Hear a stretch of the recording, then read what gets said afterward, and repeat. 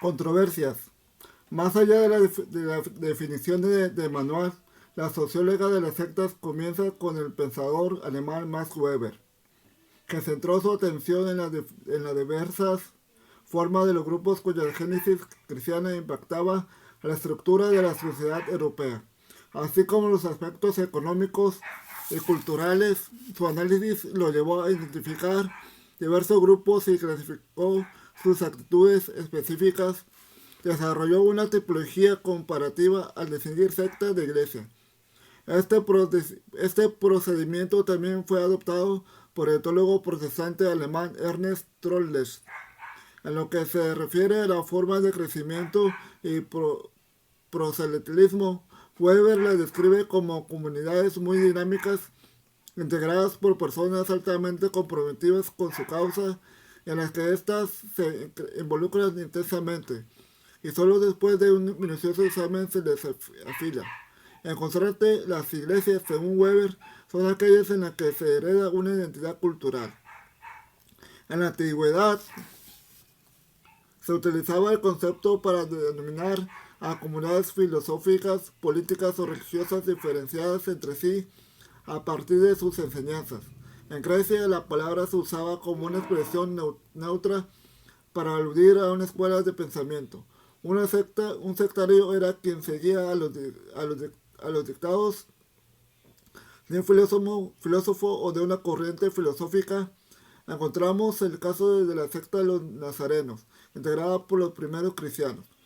La definición técnica del concepto tanto en Weber como en Troeltsch, que se empleaba en secta en posición a iglesia, supone una sociedad cristiana occidental con iglesias estructuradas, existentes en el Islam y en otras religiones no cristianas. Weber hizo hincapié en una diferencia fundamental. En el caso de la secta, la pertenencia es voluntaria y debe ganarse a pulso, mientras que la iglesia no demanda cualidades especiales ni pone condiciones para el ingreso en su seno.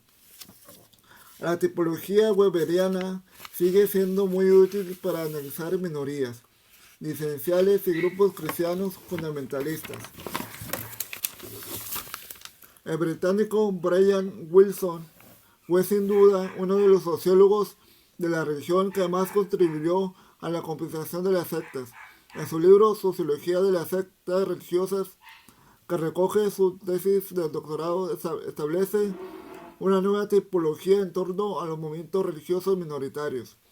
Identifica 7 tipos de sectas: conversionistas, adventistas o revolucionaristas, introversionistas, gnósticas, manipulistas, utópicas, taumatúrgicas y reformistas. Las sectas, definió Wilson, son agrupaciones de carácter voluntario con fuerte sentido de identidad que exigen de sus miembros un sostenimiento pleno y consciente que, si no llega a eliminar todos los demás compromisos, debe al menos situarse por encima de ellos, ya se refieran al Estado, a la tribu, a la clase o el grupo familiar. Se considera a sí misma como una élite, como un grupo aparte, arrogándose, si no ya siempre, una salvación absolutamente exclusiva, al menos de los mayores bienes. Además, muestran cierta inclinación al exclusivismo. El hecho de pertenecer a una secta determinada supone, pues, un distanciamiento y tal vez una hostilidad frente a otras sectas y grupos religiosos. El autocontrol, la conciencia y la rectitud son importantes características del sectarismo. La autoridad definida por una secta puede ser la supuesta revelación de un líder carismático, consistir en una reinterpretación de los escritos sagrados, o bien puede ser la idea de que los verdaderos fieles obtendrán una revelación por sí mismos.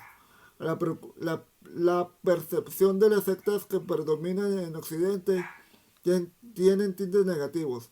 Se les concibe como grupos religiosos radicales. La mayoría de las veces son con pocos miembros que ingresan de manera voluntaria pero inducidos.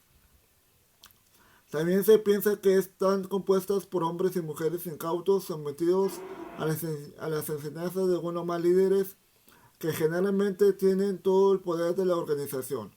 Las sectas manejan, por tanto, enseñanzas rígidas e intolerantes, y al igual que las religiones tienen reglas y ritos.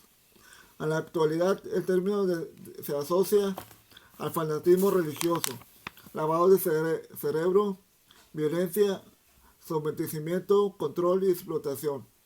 Incluso se le vincula con la idea de organizaciones satánicas en las que se practican orgías, abusos sexuales e incluso sacrificios humanos.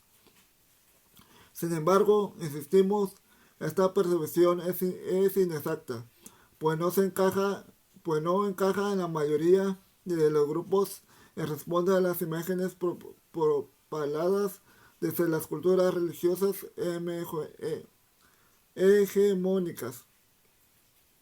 hegemónicas.